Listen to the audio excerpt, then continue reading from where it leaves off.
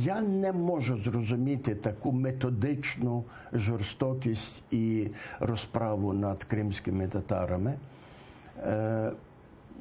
Можливо, причина в тому, що Росія і Кремль почуваються на коні. Вони нібито відчувають, що вітер дме у їхні вітрила. Ви ж дивіться, як після зміни, різкої зміни щодо агресії в Україні, як переможно діє оця диявольська технологічна атака проти багатьох країн. Вплив на Брекзит, вплив на американські вибори, на французькі. Я переконаний, що в Германії, везде. Всюди. Але ж ви уявляєте, який гордий з цього перебуває Путін сьогодні? Це ж перемога його. Диявольські сили працюють. Виявляється, це краще, а не ваші демократії. Почему больше всего достается крымским татарам? Вот от него сейчас. Знаєте, я думаю, що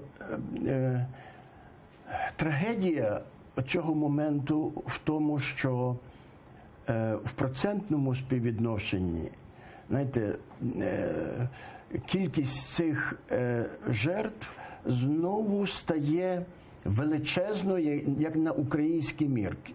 Українці звикли до трагедії, вони мали тяжку історію.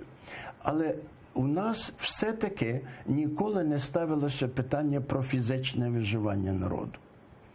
У нас було питання про збереження ідентичності. Асиміляцію, да. Так, але не про фізичне виживання. У кримських татар є і проблема збереження ідентичності, і збереження фізичного. І я єдине можу сказати, я горжуся кримськими татарами в тому плані, що вони, незважаючи на ці виклики, дотримуються принципу ненасильницької боротьби. Це велика і мудра, правильна постава. Я розумію, що це пов'язано зі стражданнями. Але якби кримські татари пішли чеченським шляхом, сьогодні вони, кримські татари, були б новим символом тероризму для всього світу.